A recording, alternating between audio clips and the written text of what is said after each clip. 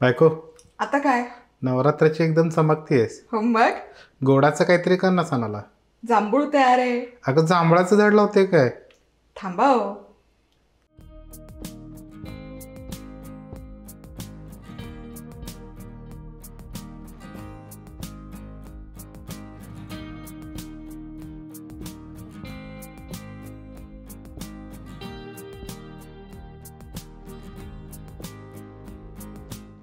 काय मग तुमचा पण गोंधळ उडाला की नाही? जांभूळ म्हणल्यावर येस, हा पारंपरिक पदार्थ आहे, पारंपरिक कोकणी पदार्थ आहे. आणि हा दिसतो अगदी गुलाबजाम सारखा, पण गुलाबजामची प्रोसेस म्हणजे खवा वगैरे यामध्ये वापरला अजिबात जात नाही. आकार जांभळासारखा दिला जातो. कदाचित त्यामुळे याला जांभूळ असं नाव पडलेलं असेल.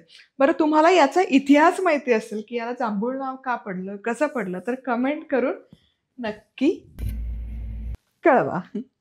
चला, अगदी जेमतेम खूप कमी साहित्य लागतं, हाताखालचं साहित्य लागतं आणि त्यामध्ये हा पदार्थ मस्तपैकी बनवून तयार होतो. तर हे जांभूळ कसं बनवायचं ते बघूयात आज. तर काही नाही, तवा गरम करायला ठेवते. आता यामध्ये आपण घालणार आहोत 1.5 कप दूध. इथे ना प्रमाण अचूक असणं गरजेचं आहे. दुधाला एक उकळी काढायची आहे. पण यामध्ये आपण घालणार आहोत 2 चमचे साखर. साखर घातली की हे व्यवस्थित मिसळून घ्यायचं. दुधाला छान उकळी आलेली आहे आणि साखरही विरघळली आहे. आता गॅस मंद आचेवर करून घ्यायचा आणि यामध्ये आपण घालतोय, सगळ्यात आधी घालूयात 1 चमचाभर साजूक तूप. हे मिसळून घेऊयात तूप. आणि आता यामध्ये घालूयात 1 कप बारीक रवा. जाड रव्याचा वापर करायचा नाही, बारीक रवा इथे आपण घेतोय. पटकन मिसळून घ्यायचं. रव्याच्या गुठळ्या अजिबात झाला नाही पाहिजे. हे बघा, रवा छान फुलतो आणि हा घट्टसर होईपर्यंत असा शिजवून घ्यायचा. जस तसं शिजेल तस तसं हे मिश्रण दाटसर व्हायला सुरुवात होते. आता हे शिजलेलं आहे, याच्या पुढे शिजवायचं नाही, खूप ओव्हरकुक करायचं नाहीये. हलकंसं एकसारखं झालं की लगेच गॅस बंद करायचा. आता हे शिजलेलं रव्याचं मिश्रण प्लेटमध्ये काढूयात आणि हलकंसं थंड करूयात. चला, आता साखरेचा पाक तयार करूयात. तर त्यासाठी इथे मी घेतेय 1.5 कप साखर आणि त्यामध्ये 1 कप पाणी. मिसळून घेऊया. जांभूळची जी ऑथेंटिक ओरिजिनल रेसिपी आहे ना, त्यामध्ये साखरेचा पाक अगदी क्रिस्टल जसा होतो ना तसा केला जातो.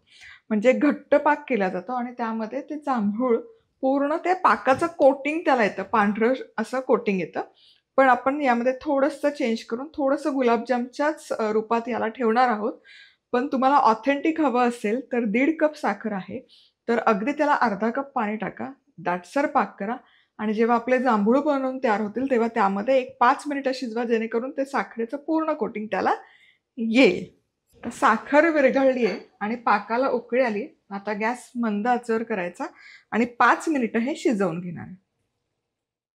चला, आता हा पाक 5 मिनिटं शिजलेला आहे. आता यातला थोडासा काढून घेऊया. हलकासा फक्त चिकट झाला पाहिजे, तारबीर पण नाही आली तरी चालेल. थोडासा स्टिकी करायचं, दॅट्स इट. आता गॅस बंद करते. हे आता रव्याची जी उकळ काढली आहे दुधातली, ते मिश्रण गरमच आहे आणि हे गरम गरम असतानाच आपल्याला मळून घ्यायचं. हे बघा, थोडं थोडं मिश्रण घेऊ. जे गरम आहे ते बाजूला ठेवू.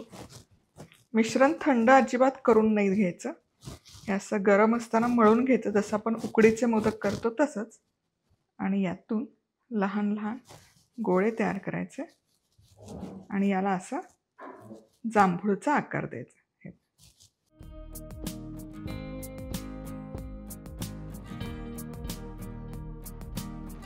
आता हे सगळे जांभूळ बनवून तयार आहेत. तर 1 कप रवा घेतला तर त्यामध्ये 21 जांभूळ बऱ्यापैकी बनवून तयार होतात. गुबगुबीत घेतलेत. जर तुम्ही छोट्या आकाराचे, लहान लहान आकाराचे केले ना तर 40+ आरामशीर होणार. याच्या जर मध्यम आकाराचे घेतलं तर. तेलही तापवलेलं आहे. आता हे तळूयात. आणि हे तळताना आहे ना, गुलाबजाम आपण मंद आचेवर तळतो, पण हे जांभूळ आहे ना कायम मोठ्या आचेवर तळायचे. आणि पुन्हा पुन्हा सांगते, हे मोठ्या आचेवर तळा. हे बघा, मी मोठी आच ठेवली. मंद आचेवर तळत राहिला तर काय होईल ना, एकतर हा रवा आहे, रवा तळायला जरा बऱ्यापैकी वेळ लागतो, ते ना खूप मंद आचेवर तळत बसलात तर ते फुटतील. त्यामुळे असे छान एकसारखे मोठ्या आचेवरच तळून घ्यायचे. बघा, एकसारखा रंग यायला सुरुवात झाली. आणखी थोडासा लाल रंग येईपर्यंत हे तळायचं.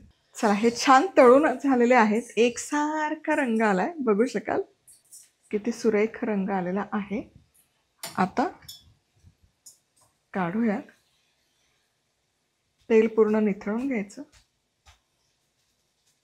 आणि हे टिश्यू पेपरवर काढूयात. आता याच प्रकारे हे सगळं आपण तळून घेणार आहोत.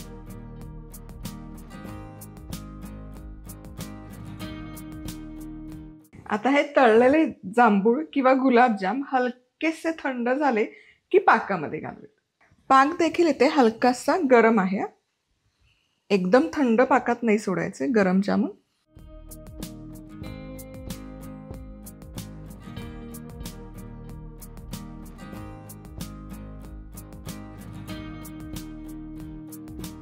जांभूळ बनवून तयार आहे. आणि जसं मी सुरुवातीला सांगितलं, ऑथेंटिक कोकणी जांभूळची जी रेसिपी आहे, तो पाक एकदम दाटसर करून त्याला पाकाचं एक कोटिंग चढवलं जातं, एक थर चढवला जातो. मग तो पांढरा शुभ्र त्याच्यावर थर चढतो आणि ते सुके असतात आणि सुके खाल्ले जातात.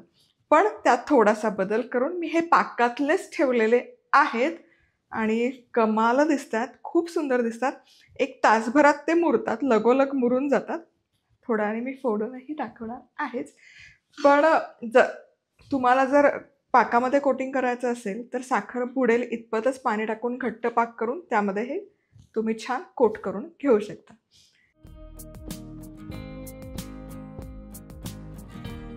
अशाच कमाल आणि धमाल रेसिपीसाठी लाईक, कमेंट, सबस्क्राईब करा. पुन्हा भेटूयात अशाच मस्त रेसिपीसोबत. तोवर मस्त राहा, खुश राहा, आनंदी राहा आणि सगळ्यात महत्त्वाचं खात राहा.